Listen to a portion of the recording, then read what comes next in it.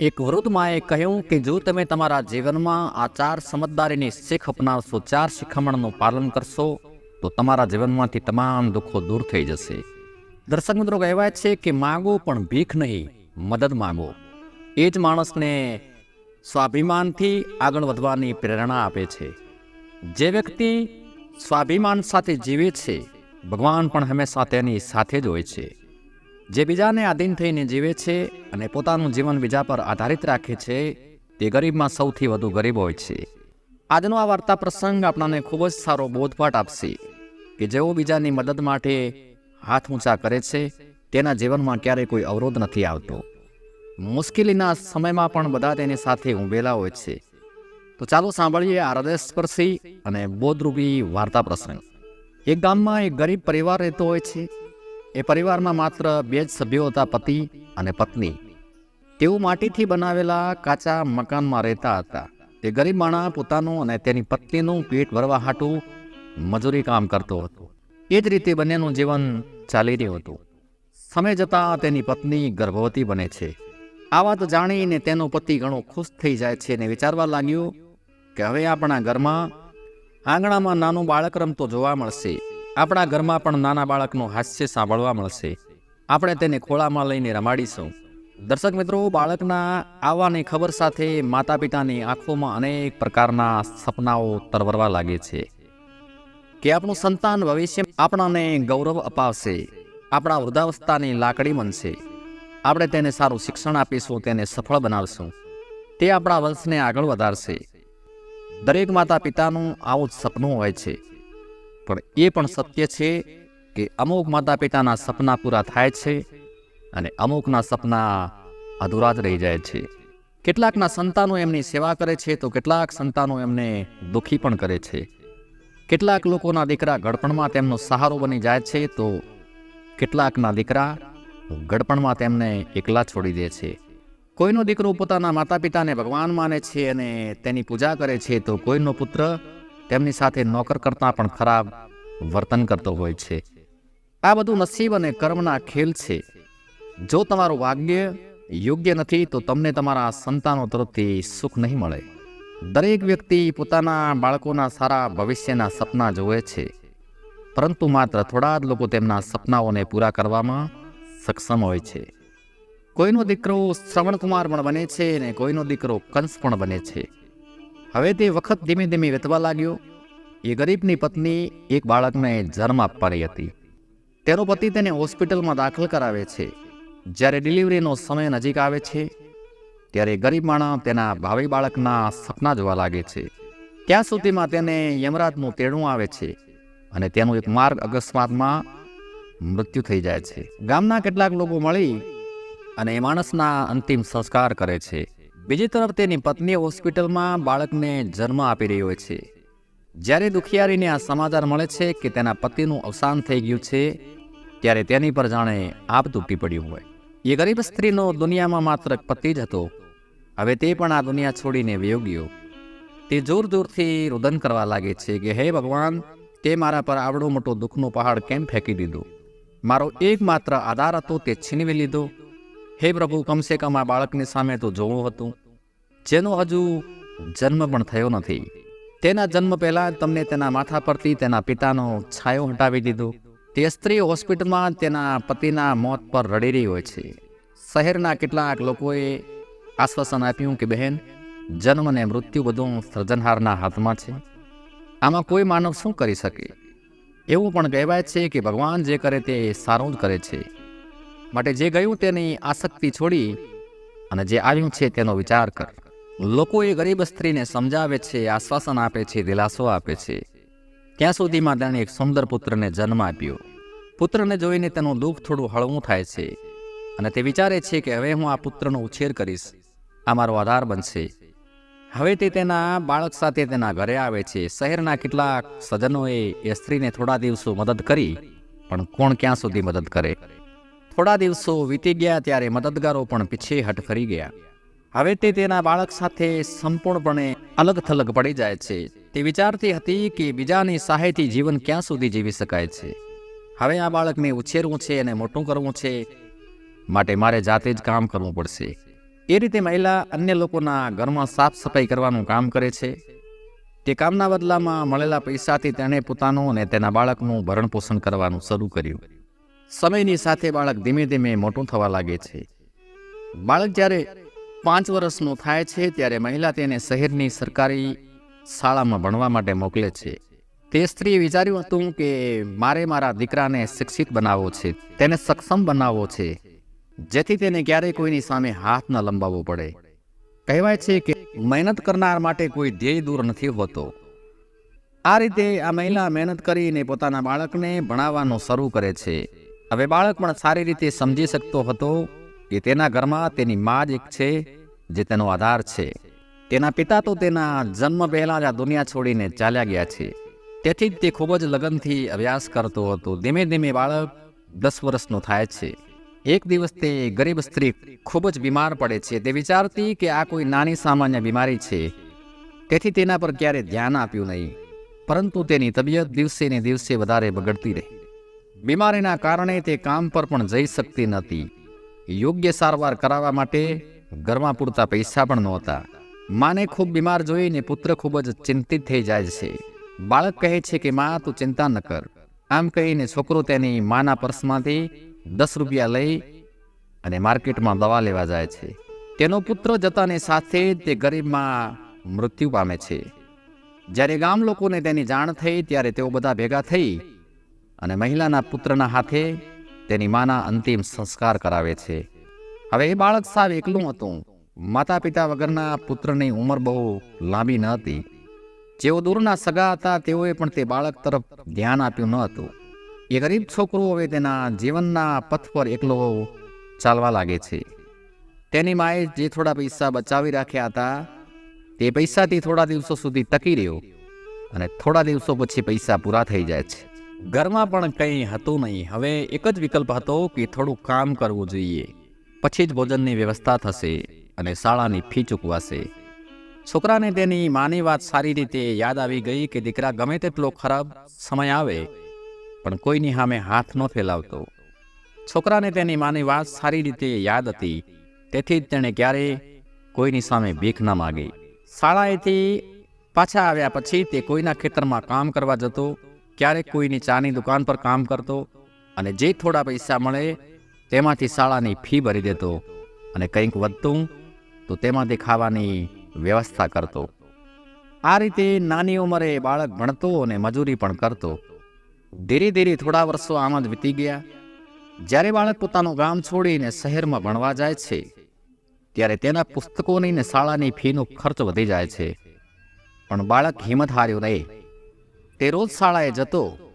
એ જે કંઈ કમાઈ લેતો એ બધા પૈસા ભણવા પાછળ ખર્ચી નાખતો અને જે કંઈ બચતું હતું એનાથી પેટ ભરી લેતો. ભણવાનું ને કામ એકસાથે કરતો હતો. શાળાએથી પાછા આવ્યા પછી તે અહીં તહીં કામ કરવા માટે જતો હતો. એક દિવસની વાત છે. છોકરો શાળાએથી ઘરે પરત આવ્યો. ત્યારબાદ તે કામની શોધમાં નીકળી ગયો, પરંતુ તે દિવસે તેને કોઈ કામ ન મળ્યું. આખો દિવસ વીતી ગયો. થાકેલો અને હારેલો તે સાંજે ઘરે આવ્યો અને સૂઈ ગયો. એ દિવસે એને કોઈ કામ ન મળ્યું તો ભૂખ્યા જ સૂવું પડ્યું. તેની સ્થિતિ એવી હતી કે તેને રોજ કમાઈને રોજ ખાવું પડતું હતું. જ્યારે તે દિવસે તેને કોઈ કામ ન મળ્યું ત્યારે એ ગરીબ છોકરાને ખાલી પેટે સૂવું પડ્યું. માત્ર પાણી પીને સૂઈ ગયો. તે સવારે ભૂખ્યા પેટે શાળાએ જાય છે અને જ્યારે તે શાળાએથી પરત ઘરે આવે છે ત્યારે તે કોઈ કામ શોધવાનું શરૂ કરે છે. વિચાર કરે છે કે આજે તો મને કોઈ ચોક્કસ કામ મળી જશે, પરંતુ કમનસીબી પીછો છોડતી નથી. તે દિવસે પણ તેને કોઈ જ કામ ના મળ્યું. બીજા દિવસે ફરી તેને ભૂખ્યા જ સૂવું પડ્યું. પેટની આગ હવે એને વધુ બેચેન બનાવી રહી હતી. ત્યારે છોકરાના મનમાં એક વિચાર આવે છે કે ખાલી પેટે ભણી શકાતું નથી, માટે આજ કોઈની પાસેથી કંઈક માંગી લઉં. પણ મરતી વખતે તેની માએ તેને કહ્યું હતું કે દીકરા, ભીખ માગીને ક્યારે ના ખાતો, હંમેશા કમાઈને ખાજે. છોકરો પણ ખુદાર હતો.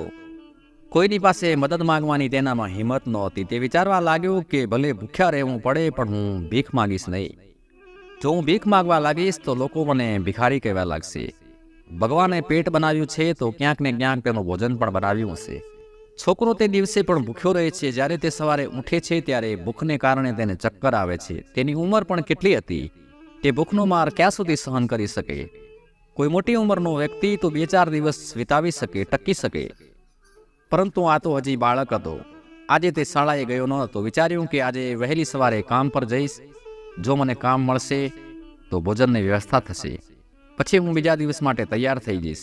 હવે તે કામની શોધમાં અહીં ને ત્યાં ભટકે છે. અશક્તિના કારણે તેની આંખો સામે અંધકાર હતો ને પછી એક ઝાડની નીચે બેસીને તે વિચારવા લાગ્યો કે જો મને હવે કોઈ પણ ખાવાનું નહીં મળે તો હું મરી જઈશ. મારે કંઈ કરવું પડશે. હવે ફરી એકવાર તેના મનમાં ભીખ માગવાનો વિચાર આવે છે, પરંતુ તેનો અંતરાત્મા ફરીથી તેને રોકે છે, તેને ના પાડે છે કે હું ગરીબ છું પણ ભિખારી નહીં, માટે ભીખ તો નહીં જ માગું. એક વખત માગીશ તો તેને ફરીથી ભીખ માગવાની આદત પડી જશે અને તે ભિખારી બની જશે. છોકરો લાંબા સમય સુધી આ પ્રશ્નોમાં જ અટવાયેલો રહે છે. ત્યારે તેના મનમાં એક ઉપાય આવ્યો કે ભીખ માગવી એક અલગ વાત છે અને મદદ માગવી અલગ વાત છે. હું કોઈની પાસેથી ભીખ નહીં માગું, પરંતુ હું મદદ તો માગી શકું છું. ભીખ માગવી એ એક એવી વસ્તુ છે કે જે માંગ્યા પછી પાછી અપાતી નથી, પણ મદદ માગવી એ એક એવી ક્રિયા છે જે ગમે ત્યારે પરત કરી શકાય છે. છોકરાએ વિચાર્યું કે આજે તે કોઈની મદદ માગશે અને સમય આવે હું પરત કરીશ. હવે છોકરો ત્યાંથી ચાલીને શહેરની બહાર એક મોટું ઘર જુએ છે. છોકરો એ ઘરના દરવાજા પાસે જાય છે અને દરવાજો ખખડાવે છે. ઘરની અંદરથી એક સ્ત્રી બહાર આવે છે. દરવાજા પર ઊંઘેલા 10 વર્ષના એક ખૂબ જ ઉદાસ ને નિર્દોષ છોકરાને જોયું. પહેલાં તે છોકરાને પૂછે છે કે દીકરા, તે દરવાજો કેમ ખટખટાવ્યો? કોઈ કામ છે? છોકરો હાથ જોડીને કહે છે કે માજી મને માફ કરજો, બપોરના સમયે મેં તમને તકલીફ આપી. પછી સ્ત્રી પૂછે છે કે દીકરા તારે કંઈ જોઈએ છે? હું તારી શું મદદ કરી શકું? દર્શક મિત્રો, તે સ્ત્રી પણ એક બાળકની માં હતી, તેથી તેના સ્વભાવમાં માતૃત્વની લાગણી હતી. જ્યારે મહિલાએ પૂછ્યું ત્યારે છોકરાના મનમાં એવો વિચાર આવ્યો કે તે એક વખત તો આખી હકીકત જણાવી દઉં કે તે 2-3 દિવસથી ભૂખ્યો છે, ભોજન ન મળવાથી ખૂબ જ પરેશાન છે, દુઃખી છે, પરંતુ તેના સ્વાભિમાનના કારણે તે રોકાઈ ગયો અને તેણે ભોજનના બદલે પાણી માગ્યું અને કહ્યું કે મને ખૂબ જ તરસ લાગી છે, તેથી જ મેં તમારા ઘરનો દરવાજો ખખડાવ્યો. એ સ્ત્રીએ કહ્યું, બેટા હું તારા માટે પાણી લઈને આવું છું. એ સ્ત્રી ઘણી હોશિયાર અને સમજદાર હતી. છોકરાને જોઈને તે સમજી ગઈ હતી કે છોકરો ખૂબ જ ભૂખ્યો લાગે છે. તે કહે છે, દીકરા તું થોડી વાર રાહ જો, હું તારા માટે પાણી લઈને આવું છું. તે સ્ત્રી ઘરની અંદર ગઈ અને રસોડામાંથી દૂધનો ગ્લાસ અને લાડુ પડ્યા હતા તે લઈને દરવાજા પર આવે છે અને છોકરાને દૂધથી ભરેલો ગ્લાસ આપે છે. ગ્લાસમાં દૂધ હતું અને તે પણ ગરમ હતું. છોકરાએ ગ્લાસ પકડ્યો ત્યારે તેમાં દૂધ હતું. દૂધ જોઈને છોકરો ખુશ થઈ જાય છે. છોકરો મનમાં એ મા માટે પ્રાર્થના કરવા લાગે છે કે આ મહિલાએ તેને પહેલાં ખાવા માટે લાડુ આપ્યા અને કહ્યું કે દીકરા, દૂધ ગરમ હોય તો પહેલાં લાડુ ખાઈ લે, દૂધ ઠંડુ થાય એટલે પી લેજે. જ્યારે છોકરો તે સ્ત્રીની સામું જોવે છે ત્યારે તેને લાગે છે કે તેની પોતાની મા તેને પીવા માટે દૂધ આપી રહી છે. મનમાં વિચાર કરે છે કે આ કેટલી સારી મા છે, પાણી માગ્યું અને દૂધનો ગ્લાસ અને લાડુ લઈ આવી. તે સમજી ગઈ કે હું ભૂખ્યો છું. છોકરો આરામથી બેસીને લાડુ ખાય છે અને ઉપર દૂધ પીવે છે. ત્યારે સ્ત્રી કહે છે કે દીકરા તારે બીજું કંઈ જોઈએ છે? છોકરો વિચારવા લાગે છે કે હું આ માને દૂધ અને લાડુના બદલામાં શું આપીશ? મારી પાસે તો કશું પણ નથી. એટલે પછી એ છોકરો બોલ્યો, માજી હું તમને આ દૂધના બદલામાં શું આપું? મેં પાણી માગ્યું ને તમે તો દૂધ લઈ આવ્યા.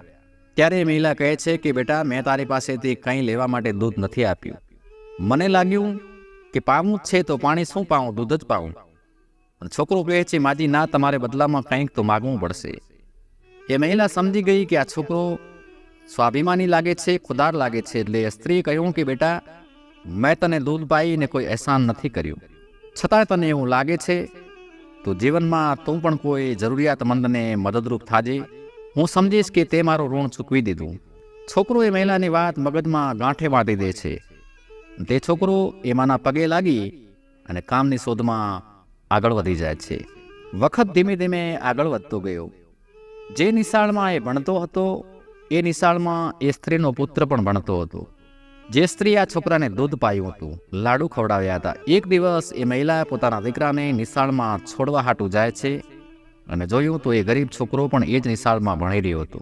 દેખતા જ એ મહિલા છોકરાને ઓળખી ગઈ અને જઈને શિક્ષકને પૂછ્યું કે એ છોકરા વિશે જાણકારી લીધી તો ખબર પડી કે છોકરાનું નામ સોહન છે, અનાથ છે અને ગરીબ છે. એ જાણીને મહિલાને ખૂબ જ દુઃખ થયું કે આનો ભણવાનો ખાવાનો ખર્ચ કોણ ઉપાડતું હશે. શિક્ષકે કહ્યું કે સોહન ખૂબ જ મહેનતુ છોકરો છે, એનો ભણવાનો ખાવાનો ખર્ચ એ સ્વયં પૂરો કરે છે અને ભણવામાં પણ ખૂબ જ તેજસ્વી છે. મહેનત મજૂરી કરીને પોતાનું ગુજરાન ચલાવે છે અને તે નિશાળની ફી પણ ભરે છે. એ સ્ત્રીને સોહન વિશે જાણકારી મળી તો એનામાં કરુણાનો ભાવ જાગૃત થઈ ગયો. વિચાર કરવા લાગી કે મારે આ છોકરાને મદદ કરવી જોઈએ, સહાય કરવી જોઈએ. એ મહિલા જાણતી હતી કે આ ખૂબ જ ખુદાર બાળક છે, પૈસા આપીશ તો લેશે નહીં. માટે સોહનના ટીચરને કહ્યું કે હું આ બાળકની ભણવાની ફી ભરું તો તમને કોઈ વાંધો તો નથી ને. ટીચરે કહ્યું, બહેન, તમારા વિચારો, તમારી ભાવના તો ઉત્તમ છે, તમે એની ફી ભરશો એનો અમને તો કોઈ વાંધો નથી, પરંતુ સોહન એના માટે તૈયાર થાય છે કે નહીં એ એને પૂછવું પડશે, કારણ કે એ સ્વાભિમાની છોકરો છે. ત્યારે મહિલાએ ટીચરને કહ્યું કે તમે એને કોઈ પણ રીતે સમજાવી દેજો, એને કહેજો કે તારી પરિસ્થિતિને ધ્યાનમાં રાખી અને સરકારે તારી ફી માફ કરી દીધી છે. માસ્તર સાહેબ મહિલાની વાત સાથે સહમત થઈ જાય છે. એ મહિલા સોહનની પૂરા વર્ષની ફી ભરી અને પોતાના ઘરે ચાલી જાય છે. આવી રીતે મહિલા સોહનની નિશાળની પૂરા વર્ષની ફી ભરી દેતી હતી, જેથી કરીને સોહન મન લગાવીને ભણી શકે. હવે સોહન પૂરી લગન અને મન લગાવીને ભણવા લાગ્યો અને સમય કાઢીને વચ્ચે કામ પણ કરી લેતો, જેનાથી એના ખાવા પીવાની વ્યવસ્થા પણ થતી રહી. થોડા વર્ષો વીતી ગયા. હવે સોહન આગળના ભણતર હાટું બીજા શહેરમાં ચાલ્યો જાય છે. એ વાતની એ મહિલાને ખબર ત્યારે પડી જ્યારે તે નિશાળમાં ફી ભરવા માટે ગઈ. જાણવા મળ્યું કે સોહન તો આગળ ભણવા હાટું બીજા શહેરમાં ચાલ્યો ગયો છે, પણ છતાંય એ મહિલા ખુશ થઈ કે ચાલો આટલા સુધી એની મદદ કરવાનો ભગવાને મને મોકો આપ્યો. અને એ વાતને પછી 28 થી 30 વર્ષનો વખત વીતી ગયો. એના પછી ન ક્યારે સોહન એ મહિલાને મળ્યું કે ના એ મહિલા મળી. હવે તો એ સ્ત્રીનો દીકરો પણ મોટો થઈ ગયો હતો, એ પણ સંસ્કારી હતો, માની ખૂબ જ સેવા કરતો અને એ પણ એક વેપારી બની ગયો હતો, સારો કમાતો હતો. પણ અચાનક એની માની તબિયત ખરાબ રહેવા લાગી. ડૉક્ટર પાસે જઈને ચેકઅપ કરાવતા ખબર પડી કે એની માને કેન્સર હતું. દીકરાએ ડૉક્ટરને કહ્યું કે ડૉક્ટર સાહેબ, મારી માના ઈલાજમાં કોઈ કમી ન રાખશો, ગમે તેટલો ખર્ચ થાય પણ મારી માને સાજી કરો. ત્યારે ડૉક્ટરે કહ્યું કે ભાઈ, આ બીમારીનો ઈલાજ કરવા માટે મોટા શહેરમાં મોટા ડૉક્ટર પાસે જવું પડશે અને ઈલાજ માટે ખર્ચ પણ વધુ થશે. હું તમને ડૉક્ટરનો સંપર્ક નંબર અને સરનામું લખી આપું છું. દીકરો માના ઈલાજ માટે બીજા શહેર જવાની તૈયારી કરે છે. બા ના પાડે છે કે બેટા, આટલો બધો ખર્ચ કરવા માટે આપણી પાસે પૂરતા પૈસા નથી, માટે આપણે નથી જવું.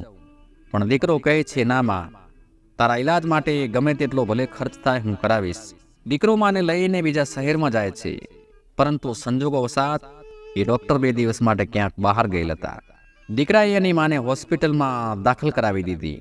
2 દિવસ પછી ડૉક્ટર આવ્યા, તમામ રિપોર્ટ તપાસીને કહ્યું કે તમારી માં બિલકુલ સાજી તો થઈ જશે, પરંતુ લાંબા સમય સુધી દવાઓ લેવી પડશે અને હાલ અહીં હોસ્પિટલમાં ભરતી રહેવું પડશે, ખર્ચ પણ વધારે થશે.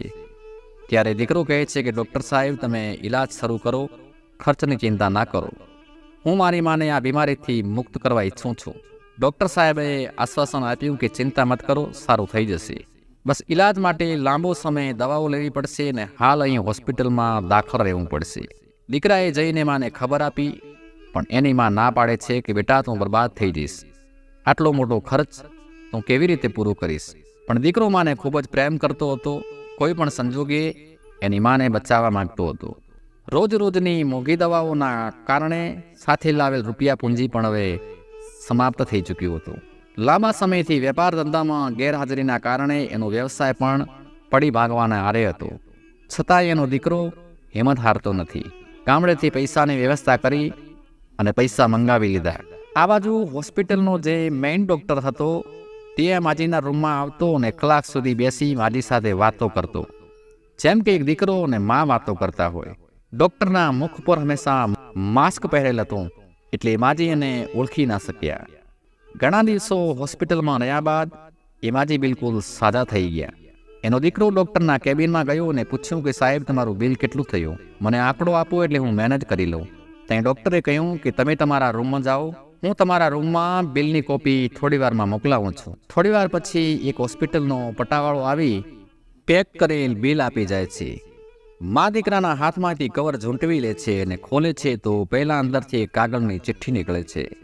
માજી ચિઠ્ઠી ખોલીને વાંચે છે અને ચિઠ્ઠીમાં લખ્યું હતું કે માજી, તમે તમારા બિલની ચૂકવણી તો 30 વર્ષ પહેલાં એક ભૂખ્યા બાળકને દૂધ પાવીને, લાડુ ખવડાવીને અને એના 4 વર્ષની નિશાળની ફી ભરી અને ચૂકવી દીધું હતું. હું એ જ ગરીબ છોકરો ડૉક્ટર બનીને તમારી સમક્ષ ઊભો છું. હું આજે જે કંઈ છું તે તમારા કારણે જ છું. ચિઠ્ઠી વાંચીને માજીની આંખો ભરાઈ આવી. દીકરો પૂછે છે, માં, ડૉક્ટરનું બિલ કેટલું છે? તો એની માં એ ચિઠ્ઠી એના દીકરાના હાથમાં આપે છે. દીકરો ચિઠ્ઠી વાંચીને અચંબામાં પડી જાય છે અને પૂછે છે કે માં, તું આ ડૉક્ટર સાહેબને કેવી રીતે ઓળખે છે? 30 વર્ષ પહેલાં તને એ ક્યાં મળ્યા હતા? માં જવાબ આપે છે, બેટા, ત્યારે તું ખૂબ જ નાનો હતો. ત્યારે એક દિવસ બપોરનો સમય હતો અને એક ભૂખ્યો બાળક આપણા ઘરના દરવાજા પર આવે છે. એણે પાણી માંગ્યું હતું, પણ મેં એને દૂધ પીવા આપ્યું હતું અને ભૂખ્યો હોવાથી ખાવા હાટું લાડુ પણ આપ્યા હતા. એના પેટની આગ શાંત થતાં એ બાળક સંતુષ્ટ થઈ ગયો અને મને કહેવા લાગ્યો કે હું તમારું આ ઋણ કેવી રીતે ચૂકવીશ. તો મેં પણ એનું મન રાખવા કહી દીધું કે બેટા, જેમ આજ મેં તને મદદ કરી, એવી જ રીતે જીવનમાં તું પણ કોઈને મદદ કરવાને લાયક બની જાય તો કોઈ જરૂરિયાતમંદની મદદ કરી લેજે, મારું ઋણ ચૂકવાઈ જશે. મને એ ખબર નહોતી કે 30 વર્ષ પછી એ બાળક આટલો મોટો ડૉક્ટર બનીને મારી મદદ કરશે. લોકો તો ત્યારે ખાઈને કાલે ભૂલી જાય છે, પરંતુ એ બાળકે તો મેં કરેલી નાની સહાયને આજે પણ ભૂલ્યો નથી. મા બેટા વચ્ચેની આ વાતચીત દિવાલની પાછળ ઊભા રહી અને ડૉક્ટર સાહેબ સાંભળી રહ્યા હતા. એમની આંખોમાં આંસુ હતા. ડૉક્ટર સાહેબ જઈને માજીને પ્રણામ કરે છે, એમની પાસે બેસી જાય છે અને કહે છે કે હે માં, હું એ જ નાનો ગરીબ બાળક છું જેના સ્વાભિમાનની તમે રક્ષા કરી હતી. તમારા કહેલા એક એક શબ્દ આજ પણ મારા કાનમાં ગુંજે છે, પરંતુ મેં તમારા શબ્દોને મારા સંસ્કાર બનાવ્યા. મેં જીવનમાં ઘણા દુઃખો વેઠ્યા, પરંતુ હું હિંમત નથી હાર્યો. હું તમારો મોટો કરજદાર છું. જો તમે મારી નિશાળની ફી ન ભરી હોત તો કદાચ હું આટલો મોટો ડૉક્ટર ક્યારે પણ ના બની શક્યો હોત. આ બધું તમારી જ દેણ છે. મેં તો તમને એ દિવસથી જ મા માની લીધી હતી, જે દિવસે તમે મને મમતા ભર્યા છાયામાં બેસાડી અને ભૂખ્યાને દૂધ પાયું હતું, લાડુ ખવડાવ્યા હતા. એના પછી ડૉક્ટર સાહેબે જે દવાઓનો ખર્ચ થયો હતો તે પણ માજીને પરત આપી દીધો અને એમના ચરણોમાં પોતાનું મસ્તક નમાવી દીધું. ત્યારે માજી ડૉક્ટરને ગળે લગાવીને કહે છે કે બેટા, મનુષ્યના જીવનમાં આવેલ ગમે તેવા પરિણામોથી મનુષ્યએ ગભરાવું ના જોઈએ, પણ એ સમજીને સ્વીકાર કરવો જોઈએ કે જીવનમાં કંઈક સારું થવાનું છે. એવા પરિણામોથી મનુષ્ય ઘણું બધું શીખે છે અને સાચો માર્ગ અપનાવે છે, દુર્ગુણોથી બચી જાય છે. બીજી વાત, અંધારું ચાહે કેટલું ઘટાટું કેમ ન હોય, પણ એક નાનો દીપક તેને દૂર કરી દે છે. એવી જ રીતે જીવનમાં ક્યારેક મુસીબત રૂપી અંધારું આવી પણ જાય તો જ્ઞાનરૂપી દીપક થકી એને દૂર કરી અને જીવનમાં આગળ વધી શકાય છે. ત્રીજી વાત, હંમેશા બીજાનું ભલું કરવાની ભાવના રાખવું. તમારું ભલું આપોઆપ થઈ જશે. જીવનમાં ક્યારે કોઈને મદદરૂપ થવાનું સૌભાગ્ય મળે તો એને સોનેરી અવસર સમજી અને સ્વીકાર કરી લેજો. કહેવાય છે કે ડૂબતાને તણખલાનો સહારો. તમારું નાનું યોગદાન કોઈના માટે વરદાન સાબિત થઈ શકે છે. નવું જીવનદાન એને મળી શકે છે. જીવનમાં ગમે તેવી મુસીબત આવે, ગભરાવું નહીં. સમસ્યાઓ જન્મે છે તો સાથે સમાધાન લઈને જન્મે છે. તો દર્શક મિત્રો, આ હૃદયસ્પર્શી વાર્તા તમને કેવી લાગી કમેન્ટ કરીને જરૂર જણાવજો. આપ સૌને મારા જય શ્રી કૃષ્ણ, જય શ્રી રામ.